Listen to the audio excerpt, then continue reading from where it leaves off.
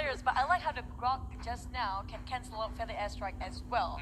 So that's a very good pick on the side of a MV. They have pretty much all the heroes that can counter attack or counter gank anything they throw into their face by SIREN Esports. Yes, and I think that's kind of giving off the vibes that, you know, SIREN Esports needs to be, all right, we send a couple people in, we just fly Farsight in afterwards, and just wait for the damage to be dealt first before you set up, because she cannot give her position straight away, and that can be a very fine line, because if you're too late, you're gonna get punished. But let's go into game. This is gonna be game 2, Notorious Villains versus SIREN Esports. The thing about Farsa, right, the Wings by Wings, which is the bird that being flown by Farsa, I think the casting time is a bit long, because she can just peek up a bit and then just go back and flying back to where she was and then just go back in.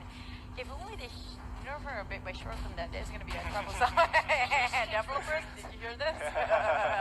Try how to break a hero and damage them entirely.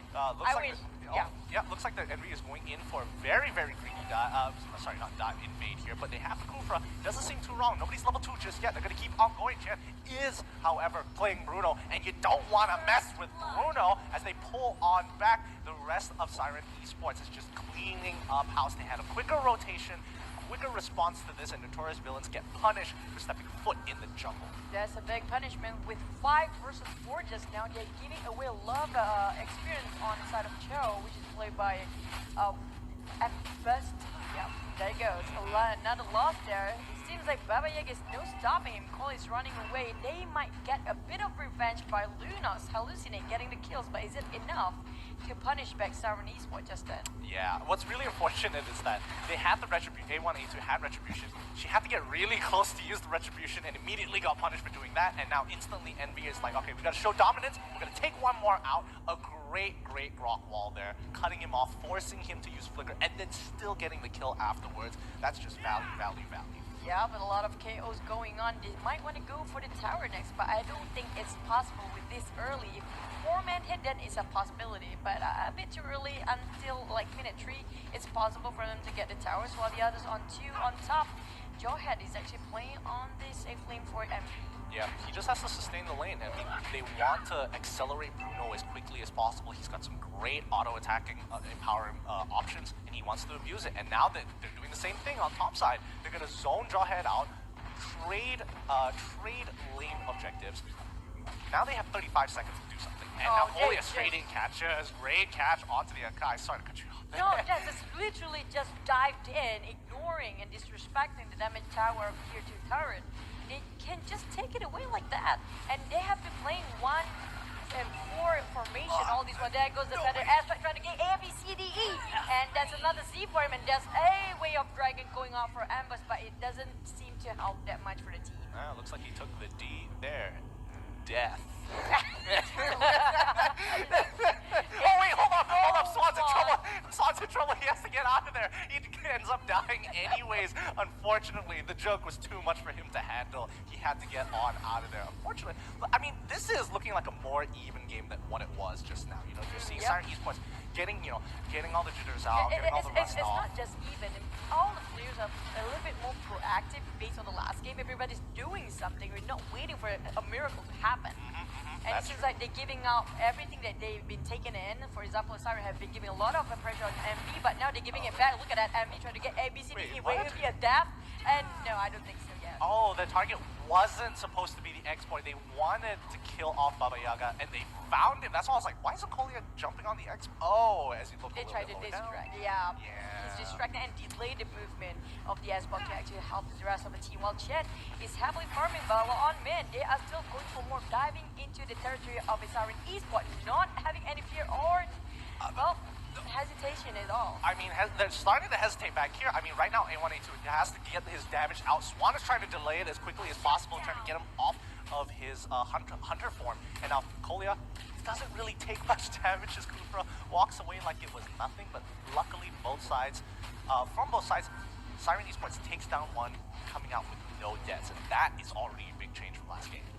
But still, we're looking at the goal per minute, kind of similar to each other, as well as scoreboard, not that much of a difference. And both teams kind of lost side lane, 1 tower, tier 1 tower on top as well as bottom. So it's kind of almost the same pace as the last game, Yeah. but a little bit more aggression this time. Now, I think the big question mark here, the big question mark is going to be how they're going to play the mid game here, because Envy, like you can see, ABCD is again caught on forced not to use the flicker. Ooh, Swan, that was a perfectly placed ball, and he's just like, there's no way you're getting out of here. I have a feeling the Esport these days is not as tanky as it was back then. The Forgot Armor is easily just being brought down by the rest of the team, while Ember's trying to defend solo, Baba Yaga joining him as well. But Tier 1 tower in the mid lane still stands strong, while Swan trying to get everybody else from the side lanes here. And he's playing a risky game by himself. Nobody's gonna join him for a bake-off. Yeah, and personally, I think, the nerfs to Export was necessary, but putting him in a support position where he can't get the gold he needs to get Bloodlust X really quickly puts him at a significant disadvantage. Oh, the attack coming in all the way onto Sian, but however, they can't really follow up to this. Oh, they're in a lot of trouble. Kolya absolutely just canceling A1, A2's abilities. Hunter's form off guard, has to pull back away. He's just a little too tanky to really deal with it. Oh, but Kolya is playing with fire now. Last Sandy is going to take him out. Literally be burned by fire of insanity, and there's also Feather Astrike who looks like a black fire going on, so there's no way out for Kolya.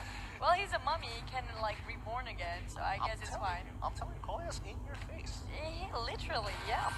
And then now we're looking at objective being taken out by Siren Esports, but Envy not gonna give it up for really. There goes Akai, easily just push everyone away with the Hurricane Dance, and it seems like they have to back off for Envy. Yeah, and they were able to secure themselves to kind of like keep themselves at a good pace against Notorious villains. And Notorious villains are getting a bit cocky here. They're going for a lot of these plays where it's like, I'm not going to get punished, and they realize, oh no, they hit their second item, I'm getting a lot more damage, and they die, giving up some free gold over to Siren. But I think Siren, they just need to be a bit more proactive. A1A2 gets caught out there, just as I said, it casts his curse right there. Oh, yeah, don't tell their names like that. Yeah, I think they're probably gonna mute you because they don't want you to curse them more. The pressure. Yeah, but the moment A1 actually finished off the Lightning Kraken, he's just being brought down like this, so they didn't get to use that damage of a Feather Astrike just yet, and Envy's not wasting any more time. They straight away push on the mid lane, but will it be denied by Baba Yaga while Amber's tries to push as much as possible. Solo on top, there goes one more kill, easily get done by none other than Baba Yaga's like Gringer. Gringer really need to be banned. I think it's really tough to fight against Gringer, kind of like critical almost all the time.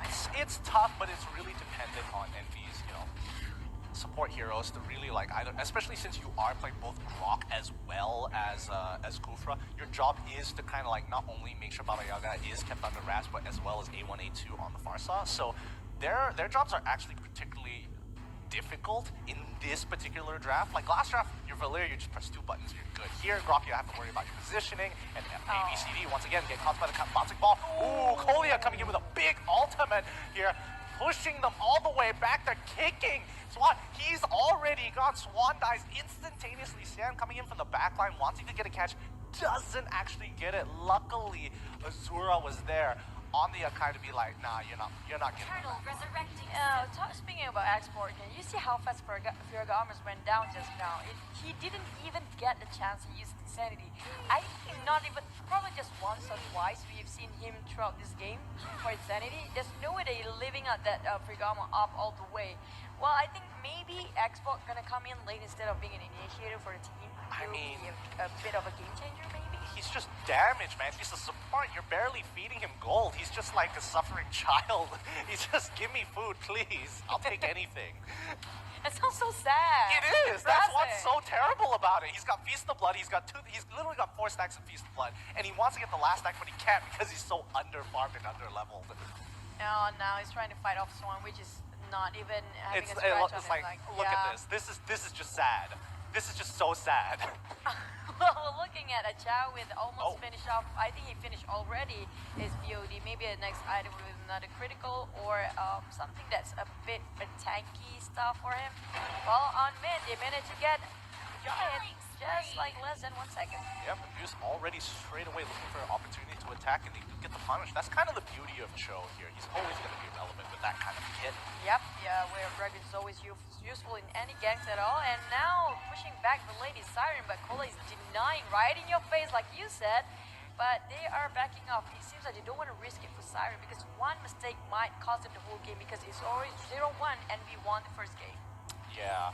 So far, it's going honestly not too bad for either side. They haven't lost too much. They're about same objectives, same amount of gold. 2 towers down for the side of Envy, and I think they were they've given up a lot of free kills that shouldn't have been given up, and I think they're getting a little sloppy there. But now it's coming towards, you know, a good state of the game whereby any mistake at this point could cost them an objective. Oh, and the Astride actually open, managed to help a little bit on Gringer's side here, while I Swan trying to find Farsa, but kind of a way too deep dive in. But Colia, oh, that miss. Ultimate, that's a bit unfortunate. While Swan is trying to running away from Freddy Astride. There's so many spells have been thrown on Swan, but now they're gonna neglect him and straight away going for the core. So they lost 2 cores for MV now. How can they survive? Is that enough to actually sustain the rest of the damage being thrown upon SIREN ESPORts? I'm not too sure here. I think we lose We can just say Ambus. Ambus. I think he's building full damage already. I think I noticed it a little late there because he's basically taking on the backline by himself. He takes out Jam pretty quickly as well as him, and both of them were just trying to kind of kite around, but it's difficult once he's gotten like 3 kills for himself. He already is by himself, so it also procs his emblem, so it's so difficult. Yeah, that's true. I think a little bit too much disrespecting games done by MV just now plays, where they just keep diving and trying to find just Farsa, and that actually wasted a lot of time and as well as resources. But there you go. Better Airstrike. Colia managed to cancel it out. A1, but no follow-up at the back. Well, now Lord is pushing back inside, and it's gone.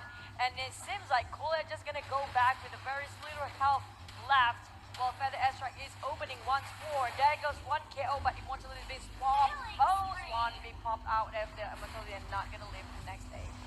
That's really unfortunate there, that it was just a pixel off.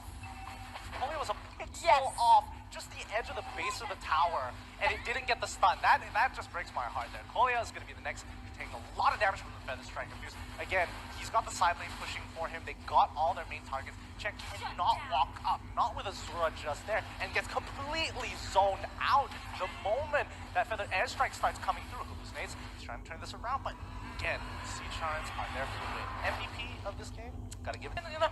But okay, there you go. MVP Chen on the side of MV. Well, it's both marksmen are the MVP for this game. Baba Yaga quite being helped a lot by Farsight, if I'm not mistaken, who finished off all the last hits that managed to get some kills. Yeah, I honestly think we have to give ABCD